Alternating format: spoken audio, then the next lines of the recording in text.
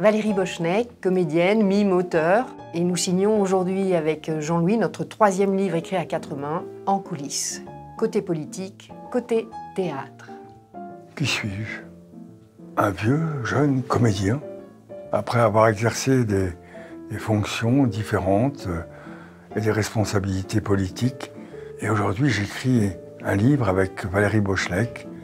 Ah, j'ai oublié de vous dire, je m'appelle Jean-Louis Debray. On a d'abord écrit donc ensemble un livre, Ces femmes qui ont réveillé la France. On nous disait toujours, oh là là, vous faites vraiment un duo, le duo est bien rodé. Et l'idée est venue petit à petit en se disant, mais ça serait intéressant un jour de pouvoir en faire une pièce de théâtre. Et on a commencé l'aventure au théâtre en septembre 2021 et on ne s'arrête plus.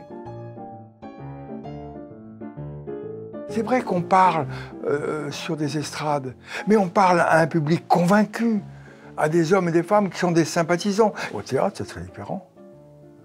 Vous parlez devant des femmes et des hommes que vous ne connaissez pas, qui ont payé leur place et qui viennent pour passer un bon moment.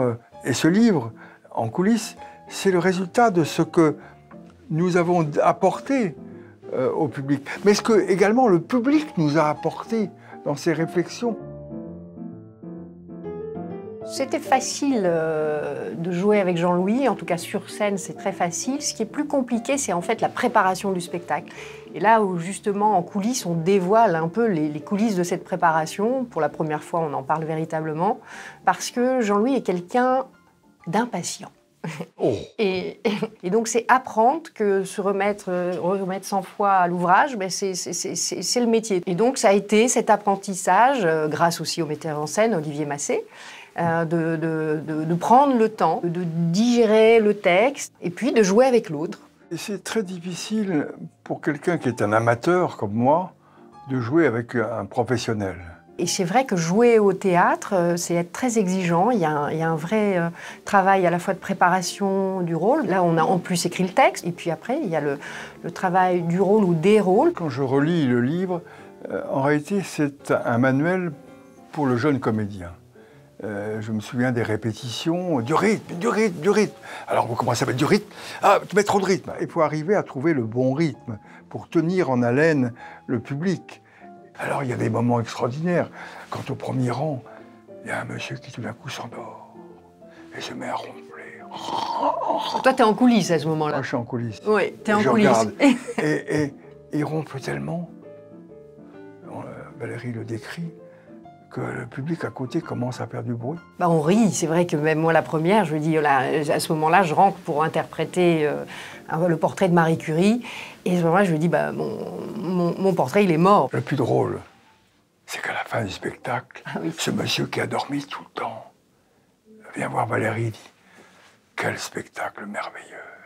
Le théâtre, on le dit dans le livre, c'est cette rencontre quotidienne avec des femmes et des hommes différents, et il y a un échange. Et là, ce qui est extraordinaire avec En coulisses, c'est qu'ils vont pouvoir rentrer à l'intérieur de notre mode de fonctionnement et vraiment avec passion, parce que nous sommes passionnés par ce sujet des femmes qui ont réveillé la France, et on le porte depuis de nombreuses années, et les gens nous ont suivis parce qu'il y a eu un bouche-à-oreille extraordinaire, et là, c'est leur permettre d'être la petite souris et de comprendre comment tout ça s'est passé. En fait, on ressent une salle et petit à petit, on adapte son jeu en fonction de la salle. Et chaque jour, ce n'est jamais la même chose.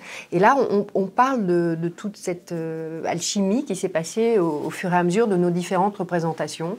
Et quand vous avez quelqu'un que vous ne connaissez pas qui vous dit « vous », je veux vous revoir dans une autre pièce, vous ne lâchez pas. Je veux dire, ce sont des moments extraordinaires, bouleversants. Au début d'un spectacle, on demande au public d'éteindre ses portables.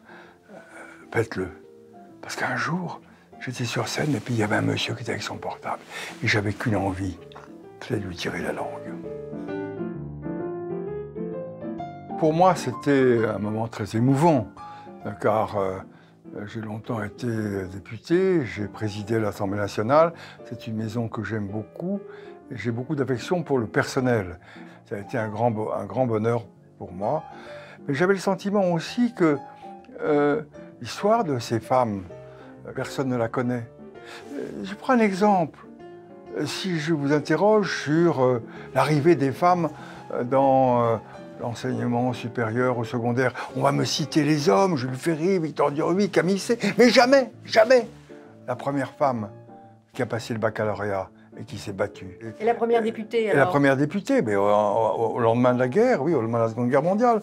Mais la première avocate, et lorsqu'elle rentre dans le prétoire, le procureur général lui dit « Madame, vous ne serez jamais avocate ». Mais pourquoi, monsieur l'avocat général?